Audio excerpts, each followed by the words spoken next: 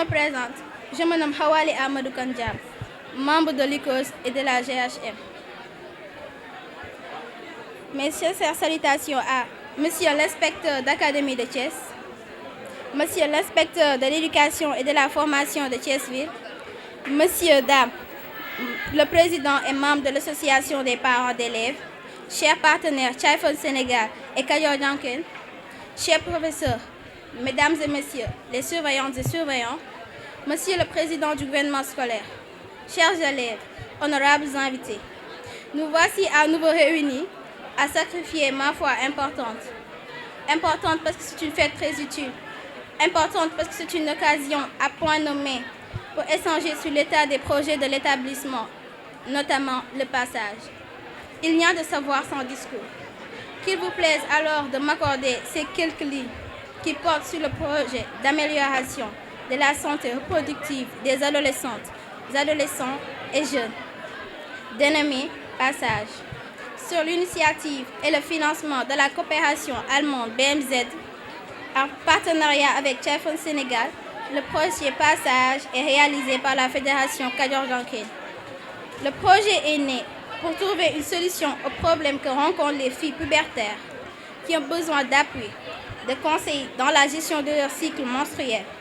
En effet, les filles rentrent généralement au collège à l'âge de la puberté. Les premières règles sont une information traumatisante pour bon nombre de filles.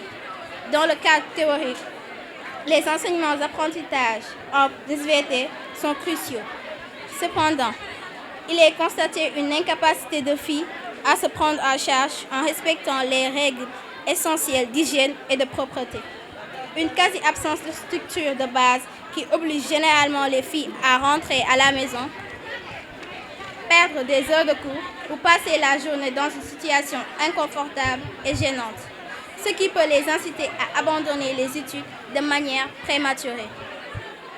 Devant ce constat, le projet Passage a misé sur une équipe GHM opérationnelle, gestion de l'hygiène des menstrues, dirigée par la principale, composée d'élèves, de surveillantes, de professeurs, de parents d'élèves et des membres de la communauté. Il est ainsi prévu incessamment la construction de toilettes filles-garçons ultra-modernes avec toutes les commodités en parfaite adéquation avec les normes d'hygiène et de propreté. Par ailleurs, le projet Passage a permis la mise en place d'une UCOJ, unité de conseil et d'orientation des adolescents et jeunes, qui travaille sur 2 volets. Le premier volet est une offre de matériel déjà acquis par le CM. Un téléviseur écran plat 43 pouces, un ordinateur portable, une vidéoprojecteur, un armoire de rangement, 15 chaises en plastique, un filtre, un amplificateur et un lot de matériel de nettoiement. M'adressant à vous, chers camarades élèves, je vous demande de vous approprier du projet, de bien prendre soin de ce joyau qui vous sera construit incessamment par un entretien, un suivi régulier et efficace. Il vous revient d'assurer la propreté de votre cadre de vie par un nettoiement permanent. Et toutefois, comme le dit l'adage, nettoyer c'est bien, mais ne pas salir c'est mieux. Quant à vous, chers parents, nous vous exhortons vivement, les mamans en particulier, à veiller attentivement au changement morphologique de vos enfants à l'âge pubertaire. En effet, ils ou elles auront besoin de se confier à des personnes de confiance. Et nul n'est aussi indiqué que vous. Les filles, tout comme les garçons, ont besoin de comprendre dès les premières manifestations de signes de la puberté, telles que les menstrues chez la fille ou l'éjaculation chez le garçon. Le deuxième volet est un financement pour la réalisation de 9 activités, dont 5 causeries, 2 sketchs et 2 matchs de génie en herbe. En somme, ce partenariat fructueux a pour but ultime de réaliser les objectifs assignés à l'école, lieu par excellence de socialisation des jeunes et adolescents, de fabrique de citoyenneté, dans un souci de bien-être, tourné vers l'excellence, où se forgent toutes les humanités dans la discipline et l'abnégation. Je termine alors par exhorter les élèves à mieux prendre conscience des efforts consentis à l'école et les partenaires pour leur bien-être et leur épanouissement intellectuel, et les invite solennellement à prendre soin et à entretenir comme il se doit le matériel et les infrastructures réalisées Je sais compter sur leur disponibilité et leur sens bien élevé du bien commun. Je vous remercie de votre aimable attention. Merci. Monsieur l'inspecteur de l'éducation et de la formation, monsieur le principal du SEM Darussalam, monsieur le président de l'association des parents d'élèves, cher parrain monsieur Abdoulaye Dieye, DG de l'AIBD, chère marraine madame Lena Seck Ngom, gestionnaire du SEM Darussalam, chers professeurs, mesdames et messieurs, les surveillantes et les surveillants, chers camarades élèves, honorables invités. En vos titres et qualités, rang et tout protocole respectés, nous vous souhaitons la bienvenue ici. C'est nous au SEM Darussalam, notre fief temple du savoir, facteur de cohésion sociale. L'école, en particulier le SEM Darussalam, est une affaire de la communauté. C'est un environnement favorable au partage et à la recherche de la connaissance. Élèves et enseignants ouvrant pour bâtir une cité aux idiots de travail que s'inscrit notre école, lieu de fabrique de la réussite et de l'épanouissement intellectuel. Chers camarades, en qualité de ma personne morale du gouvernement scolaire, j'invite tout le monde au travail et à la constance dans nos gestes. Chers camarades, l'histoire a montré que la réussite n'est pas une qualité innée, mais elle est le fruit de dur labeur à feu continu qui façonne les êtres que nous estimons tant dans le monde. Au demeurant, les activités du gouvernement scolaire de cette année s'articulent autour du thème l'école, solution pour une citoyenneté numérique. Vu l'évolution de la science et du monde actuel, l'Internet en général et les réseaux sociaux en particulier occupent une place importante dans nos vies. Au quotidien, ils sont devenus incontournables. Chers camarades, permettez-moi d'emprunter les paroles d'un artiste qui s'exprime en ces termes. Le monde bouge, le monde est en avant, ce qui nous impose le système numérique. Partout où tu iras, nous avons le numérique pour la bonne marche des secteurs de la vie. Dans la santé et l'éducation, le numérique s'impose. L'agriculture et l'élevage ont besoin du numérique. Beaucoup d'avantages, mais aussi d'inconvénients. Formons à utiliser le numérique. Abordant le deuxième thème relatif accès, la gestion de l'hygiène des menstrues, quelles solutions pour l'amélioration des résultats? Chers camarades, permettez-moi de lancer un appel solennel à l'endroit de tous les élèves, surtout les filles en âge de puberté. Vous n'êtes pas sans savoir que l'école, en partenariat avec le projet d'amélioration de la santé des adolescents, adolescentes et jeunes, s'est inscrit dans une dynamique de sensibilisation des filles à l'école pour la gestion de leur cycle menstruel. Il est prévu dans ce cadre la construction de blocs sanitaires ultramodernes avec toutes les commodités requises pour permettre aux filles de disposer d'un endroit adéquat pour leur toilette intime. J'en appelle alors à la responsabilité de tous les élèves pour bien entretenir ce bien commun que nous devons transmettre à nos petits frères et sœurs. Je vous invite à aussi fréquenter assidûment le bureau UCOS, unité de conseil et d'orientation des adolescents et de jeunes, pour toute préoccupation que vous aurez tant sur l'éducative que sociale. Chers camarades filles, les règles ne sont pas une honte et ne devraient pas provoquer une gêne à compromettre vos études. C'est une réaction naturelle du corps féminin. Chers camarades, allez vers l'information. Contrôlez votre cycle menstruel. Prenez soin de vous et ayez une bonne hygiène menstruelle.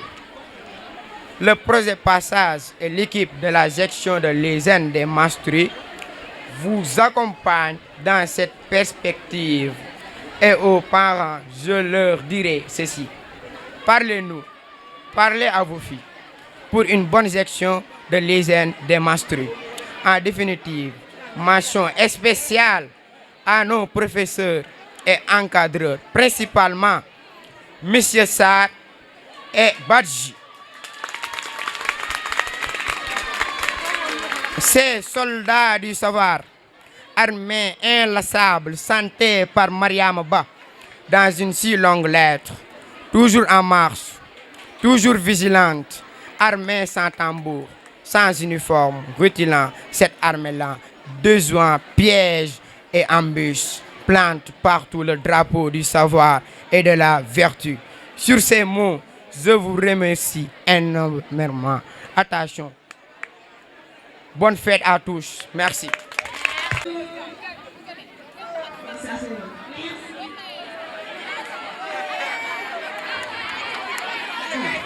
Aujourd'hui, sans plus tarder, je vous remercie de votre tout premier devoir. Le devoir porter essentiellement sur la santé de la reproduction des jeunes et adolescents. Devoir satisfaisant dans l'ensemble, parce que la plupart de la classe a eu la main. Par contre, il y a 5 élèves qui n'ont pas eu la main. Mais vraiment, le devoir satisfaisant dans l'ensemble. Je vous félicite pour tous, en particulier Mlle Absalinda, qui a obtenu toutes les deux 20 sur 20. Machallah, mes copines, vous l'avez mérité. Félicitations, les amis. Bon, s'il vous plaît, concernant les élèves n'ayant pas la main, des cours de remédiation seront organisés pour vous administrer un autre devoir du second sens. D'accord? Merci. Ok. Waa, ben, loolu ëpp na. Am na ñoo ñëw si soob. Ku jàng am nañu am. S'il vous plaît, mais vous avez vu l'état de votre classe? C'est sale. Où est le responsable? Celui-là. Mais vous avez vu comment votre classe est devenue sale? C'est le groupe de Neika qui devait balayer la classe, mais ils ne l'ont pas fait. C'est eux. Non, je ne suis pas d'accord. Toi, en tant que responsable, tu dois veiller à ce que la salle doit être propre. Les groupes de balayage doivent fonctionner. Oui. Vous devez savoir que c'est bien de nettoyer, mais ne pas salir, c'est encore mieux. Oui? Bon, je vais donner le coupé après de distribuer ça. D'accord.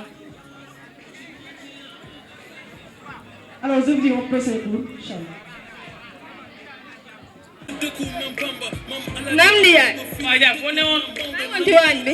da nga bëggul tàng torop xanaa ko tàngaay bi. waaw damay togg nag Ndiaye. waaw an li nag soo ba léegi gisuma ko. nit naa daal di béykoon. ah waaw mu daa war a góorgóorlu dimbali ñu.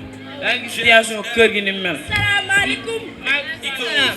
tey de nouvelle bu neex laa la indiloon tey. waaw bu may demee nag. waaw. suñu biir tey de. ah. maa nga moyen baax rek. maa jël premier suñu classe. félicitations loolu moo doon neex la. waaw waaw. waaye Ndiaye. comme que am na moyen bu baax te moo jël première. jëndal ko cadeau nag. xam nga di sama yaay di sama xarit. maa bëgg nga xam loo bëgg rek ma jëndal la ko yaay choisir. Papa yaa ma ko wax de. waxal rek yaay choisir. lu ma wax yaa ma koy jënd. yaay choisir. Papa téléphone laa bëgg. lan fon. téléphone. téléphone. Ndiaye téléphone la wax. téléphone dafa teg ci gone gi laa la wax.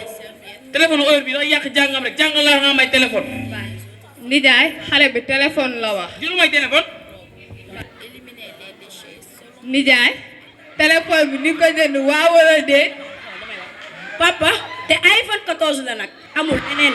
dinaa ko jënd waaye jënd iPhone itel laa jënd. iPhone 14.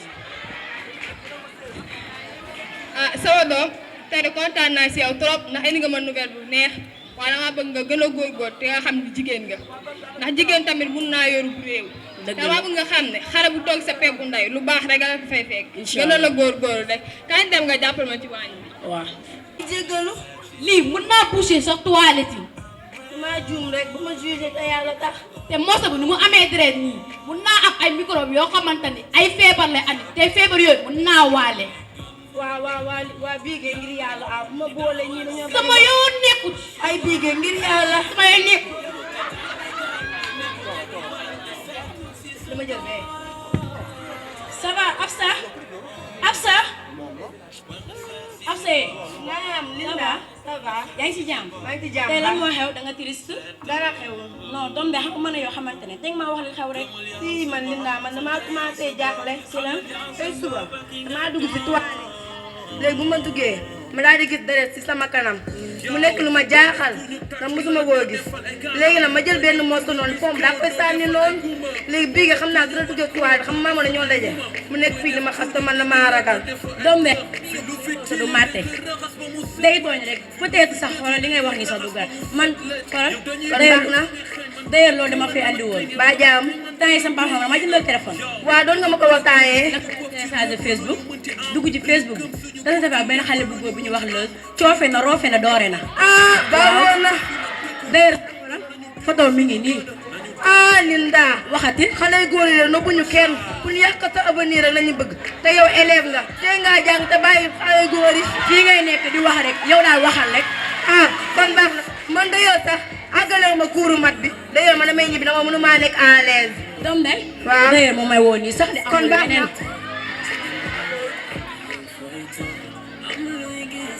hello baby hello mi amor lu bees yaa bees non booy da nga waane billaay li nga def ma bëgg la dangay tooñ rek chaque jour nga wax ma ko non booy billaay tooñu ma bon non da nga mool booy dangay wax lu la neex rek de non balagu ma mais démb maa ngi lay xool mais gisuma la en ligne lu xew démb xam nga rek aw ma woon connexion moo tax mais booy yow li moo tax ma lay mel nee naa boo amul connexion danga ma koy woo wax ma ko ma dugalal la jaam ko wax de d'ailleurs fii guddi sax naan dugalal crédit bu tey nga dugal ko connexion comme ça bu guddee jotee maa ngi yow ñu mën a def appel vidéo bon waaw ok ba guddi inchallah kon maa ngi lay bàyyi yow à tout à l'heure ciao à tout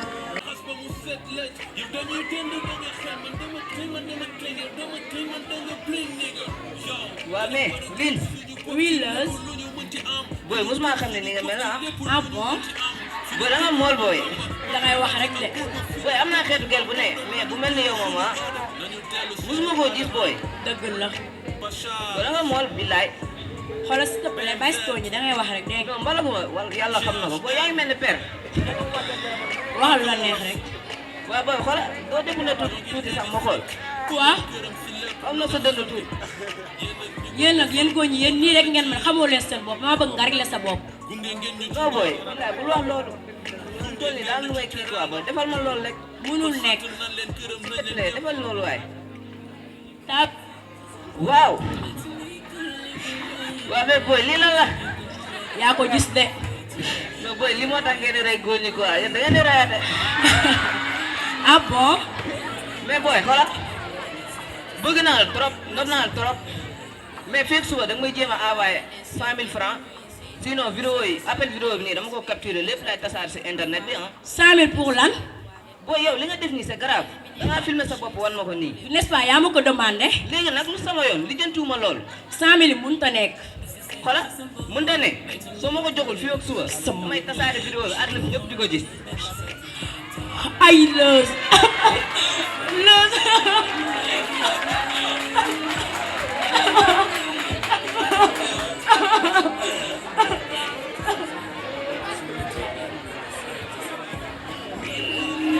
Rahman Rahim Linda loo jooy lan la sama bébé mooy metti jigéen du gaaw a jooy tëddal nga nelaw bi dina tane tëddal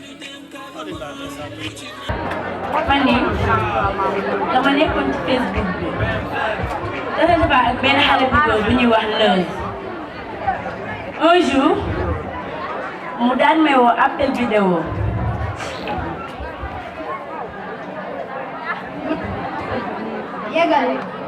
mu daal di ma envoyé ma benn sa partie intime ma daal koy envoyé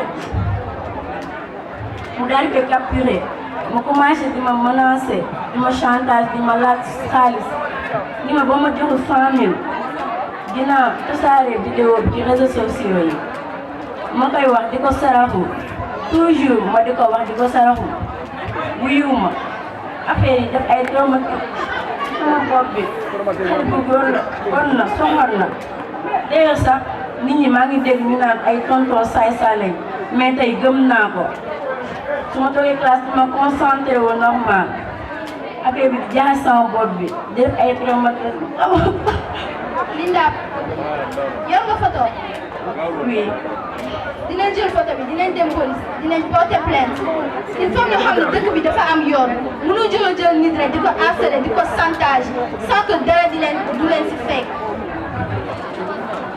noppi kay ma xamal ne que internet plus précisément les réseaux sociaux dañoo nekk loo xamante ni dafa dangereux am na ay avantages mën nga see lire mën nga see recherche mën nga see documenter mën nga see communiquer moo nekk seen point seen inconvénient point bi ngeen xam ne moom moo la indi lii vous devez communiquer de la mauvaise façon moo tax tey nga am jafe-jafe yi ba mën la chantage. Il est temps que nous femmes, nous ouvrions la voie pour dire stop à toutes ces formes de violence, ces harcèlements, ces tentatives. yoo xamante ne kenn mënu see wax déedéet. D'accord. maa ngi lay bu ëllëgee bu ko defee maa ngi lay ñaan nga teg téléphone bi ba keroog école yi te dinaa wax say baar di plainte. Ça va, Absa? Ça va? Tu vas bien? Oui. Tout d'abord, n'aie pas peur de me parler. Parce que tu peux avoir confiance en moi. Parce que nous sommes là pour nous suivre. Tu peux parler en toute confiance. Parce que tout ce que nous voulons restera ici. Tu parles. D'ailleurs, oui.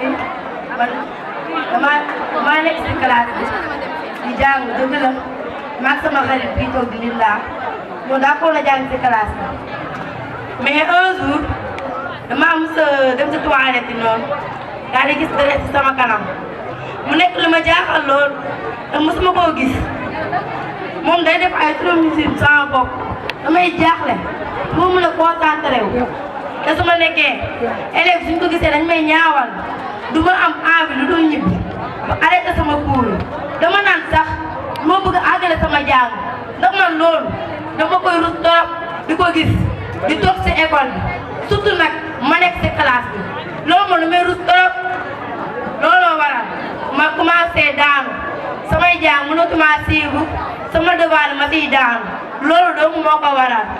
Ok Absa dégg naa li nga wax yëpp mais dama la bëgg a xamal ni les règles vraiment c'est quelque chose de vraiment naturel chez la fille et très normal parce que à chaque fois que la fille commence à avoir ses règles elle le voit à chaque mois ça comporte la nécessité de connaître son cycle menstruel parce que la fille n'a pas besoin de s'absenter au cours avec nos partenaires Kajoor Yanker et Chaifel qui ont vraiment prévu de construire des toilettes ultra-modernes avec toutes les commodités nécessaires pour les toilettes de garçons et aussi des toilettes de filles.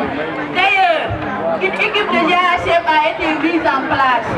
De passage, je profite pour te dire les 6 règles de la GHM. Règle numéro 1. Se laver le corps à l'eau et au savon au moins 2 fois par jour. Laver les serviettes utilisées selon les normes recommandées. Règle numéro 3.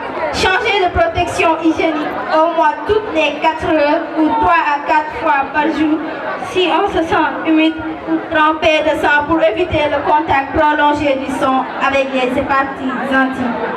Règle numéro 4. Se respecter et respecter les autres filles ou femmes en laissant les toilettes propres après utiliser.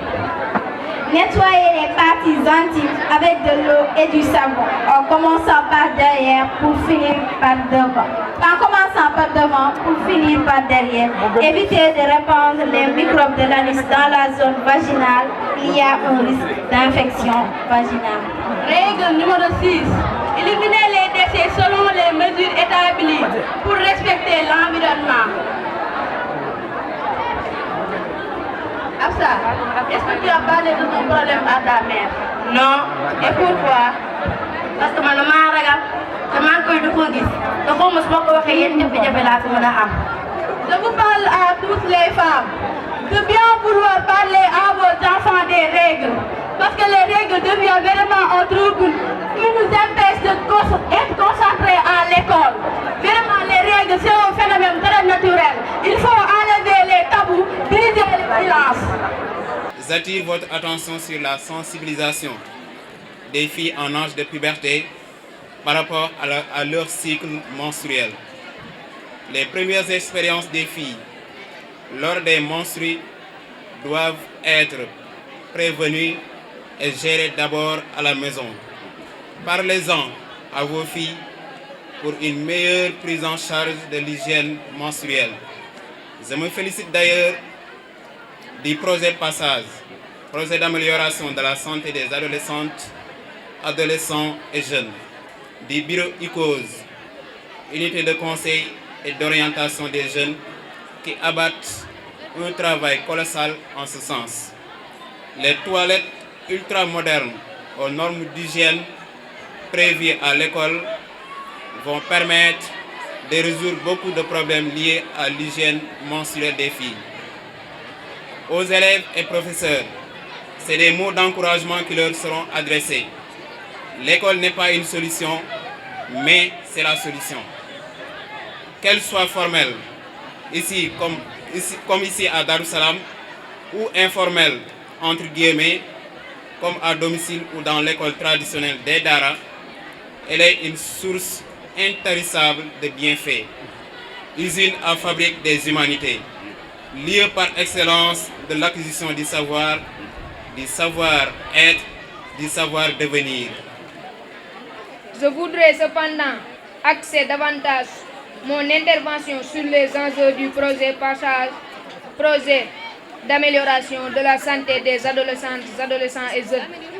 Sous ma triple casquette à ma qualité de marraine, de parent d'élèves et de surcroît membre de l'équipe opérationnelle GHM, gestion de l'hygiène des menstrues. Je voudrais alors faire une plaidoirie à l'encontre des parents d'élèves, mes collègues dans les menaces, afin de mieux suivre nos enfants, filles en âge de puberté. Le constat est unanime. Les déperditions scolaires sont fréquentes chez nos jeunes filles pubertaires. Sans doute les conséquences d'une gestion négligée de la puberté par les parents. La malaise qui secoue la fille lors des premières expériences des règles, la gêne occasionnée, quoique naturelle et non justifiée. Ce sentiment déplacé de honte et de culpabilité mêlé à l'angoisse d'imprévisibles règles sont des sentiments que l'adolescente peut développer. Malheureusement, ces sentiments sont des signes d'inattention et d'un manque de sensibilisation de la part des parents sur l'hygiène menstruelle.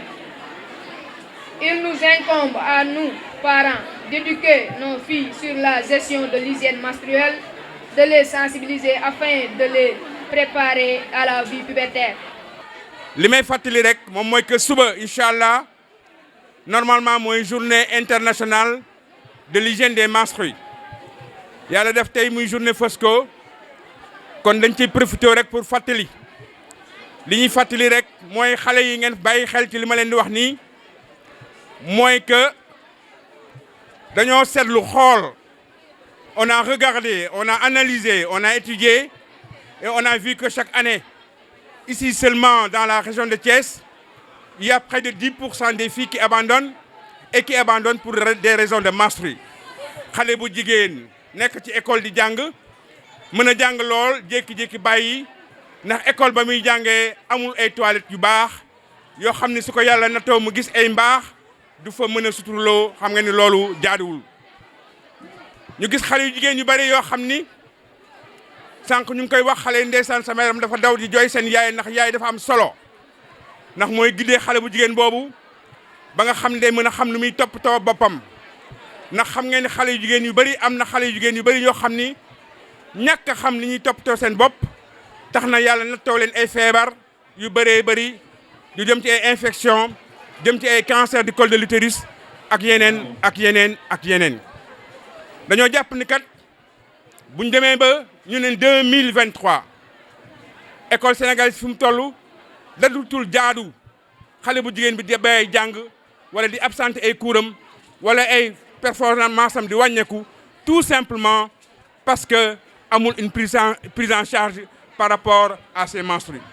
loolu gàcce la ci ñun ñëpp moo tax fédération Kajoor Jànkeen ànd ak Cayfan ànd ak tous les acteurs de l'éducation daal na ñun nous nous engageons je dis bien nous nous engageons à éduquer tout le monde sur les règles maanaam ñun joxe nañ suñu kaddu pour fexe ba xale bu jigéen bépp buy xale bu jigéen foo mu mën a nekk ci école boo mën a nekk ñu fexe ba nga xam ni règle dootu la gàllankoor ci sa wàllu jàng kon nag li ñuy wax rek mooy loolu ñu remercier bu baax fédération Kajoor Jànkat ak Taïfun ndax pour xeex loolu ñoom ñoo indi fii ci école bi ay toilettes yu bees tax yu mucc ayib yoo xam ne xale bu jigéen bi su ko loolu nattoo ci biir école bi dina mën a suturlu ci biir école bi ànd ci ak ñoom madame Léna ba pare continuer jàngam tranquillement yemuñu foofu waaye Taïfun ak fédération Kajoor Jànkat indi fii loolu ñuy wax bureau écologie bi nag xale yi dañ ne leen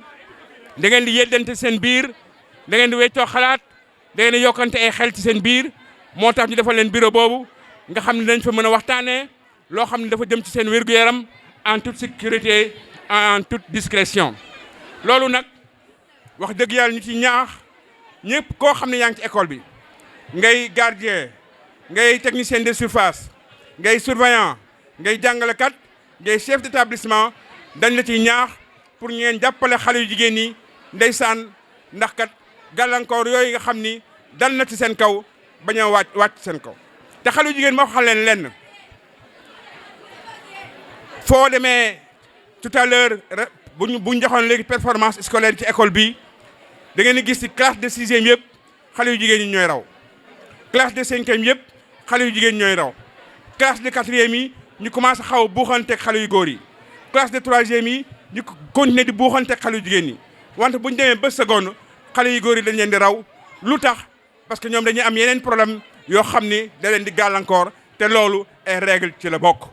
kon nag bés bu ñu toppatoo suñu xale yu jigéen ñi bu baax a baax loolu mooy toppatoo nañu développement Sénégal gën nañ koo yokk bu baax a baax ndax kat kenn ëmpalewul ni Sénégal kat jigéen ñi ñoo ëpp góor ñi maa ngi leen di gërëm di leen sant. alors sunu journée culturelle yu ren yi dañ ko placé sous un double thème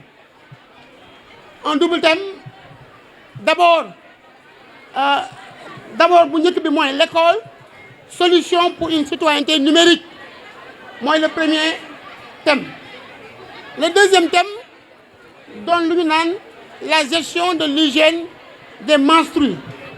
Quelle solution pour l'amélioration des résultats scolaires? Pour ce qui est du premier thème, yéen ñëpp xam ngeen ni qu'aujourd'hui nous vivons à l'ère du numérique mooy maanaam xarale yu bees yi muy WhatsApp muy Snapchat muy Facebook muy TikTok dafa loo xam ne ni lu bees la et que le monde bouge comme ni ñu ko waxee à une vitesse vertigineuse. C'est vrai qu'on doit suivre ce mouvement, c'est vrai, parce que l'internet est extrêmement important dans beaucoup de domaines, parce que contribuant, n'est-ce pas, au développement de notre bien-être. Am na solo am na ay avantages yu bëri bëri mais aussi ni mu amee ay avantages noonu la amee ay inconvénients. Je voudrais surtout mettre l'accent sur les inconvénients parce que avantage yi moom avantage la c'est positif mais les inconvénients, les réseaux sociaux ou l'internet, c'est en général un monde virtuel où on peut rencontrer n'importe qui, des personnes mal intentionnées yoo xam ne ni seen i yéene baaxul rafetul surtout nag yéen xale yi ngeen moytu internet moytu ñi ngeen di dajal parce que am na ay tonton saay-saay am na ay jeunes aussi yoo xam ne nii c'est des voyous mën nañ leen profité si loolu nax leen vraiment ba ngeen def la leen war a def donc préservez-vous sàmm leen seen bopp ba nga xam ne bu ëllëgee da ngeen am nar ay doom am ay njaboot loolu bañ a nekk loo xam ne leen gàllankoor seen adduna vraiment pour loolu ce thème là loolu la si bëggoon a wax. Pour maintenant le second thème, c'est-à-dire la gestion de l'hygiène des menstrues, quelle solution pour améliorer les résultats scolaires? Ma wax ni comme ni ñu ko waxee xale jigéen ñi à l'âge de 9 ans 10 ans 11 ans dañuy commencer gis bu baax te wax dëgg yàlla loolu dafay gàllankoor seen njàng ak seen nekkin ci biir école yi dañuy dem sax ba abandonner seen i études donc loolu dafa laaj ñu jóg si jàppale suñuy doom jàppale suñuy jarbaat ba loolu bañ leen gàllankoor. Et pour loolu nous avons des partenaires qui sont prêts à nous accompagner wax naa ko léegi di Child Fund Sénégal di aussi Kajoor Jànkeen. Non seulement ils nous ont doté de matériel ultra moderne ay téléviseurs ay vidéoprojecteurs ak yu ni mel mais aussi ils envisagent tabaxal ñu ay bloc sanitaire ku nekk xam na solo si nga xam ne moom la bloc sanitaire am surtout pour xale jigéen ñi dañuy soxla di fa dem en toute sécurité pour mën a changer wu fekk du yàq dara seen njàng. Donc blocs yooyu c'est des blocs sanitaires ultra modernes comme je dis et avec toutes les commodités à l'intérieur ba tax na loolu ñoo ngi koy xaar avec impatience di yaakaar ni ça va se réaliser dans les jours à venir. En tout cas ñoo ngi tàllal loxo les parents d'élèves les parents de façon générale pour que ñu jàppale xale yi pour ñu briser le silence dans les familles parce que les parents ne parlent pas de certaines questions avec les enfants du ñu waxtaan ak seen i doom pour ñu mën a xam seen i gàllankoor ak seen i bëgg-bëgg te loolu su amul day tax xale bi dem di confier wu à d'autres personnes ñoo xam ne mën nañu leen a nax dugal leen fi loo xam ne nii du seen njëriñ kon nag les parents ñu ngi leen di woo di leen ñaan ngeen jublu si xale yi jàppale leen di waxtaan ak ñoom di leen gindi ndax ndëgg si yi ngeen tegal ñu bañ ci dugg. Donc ñoo leen ci ñaax ñu ñaax également les élèves ñu gën def attention gën a toppatoo seen hygiène corporelle ñu xam ne ni ICOS mu ngi fii te lu ko tax a jóg mooy orienter et conseiller les élèves ku am jafe-jafe bul rus bul am looy xool demal nga diisoo ak ñoom Xawali Kan ak ñoom Rokhaya Diagne ñoom ñooy disons c'est pas les relais mais ce sont les pères éducateurs. Ce sont les pères éducateurs. Et dans les classes il y a les relais effectivement les relais ñooy dimbale ñu mën a jot ci information à temps mën ko yóbbu ICOS traité ko fa. Si maintenant les difficultés changé wul il y a les professeurs encadrés aussi ñoom Léna ngi fii ñoom monsieur Badji ñoom monsieur Diop Aïssatou Dieng Sey et les autres madame Ndiaye. Donc ñu leen di ñaax ngeen gën a bàyyi xel loolu donc pour ne pas tirer en longueur vraiment je voudrais vous remercier souhaiter donc bonne fête vive le GHM la GHM vive Kajoor Jànkeen et vive Child Fund Sénégal.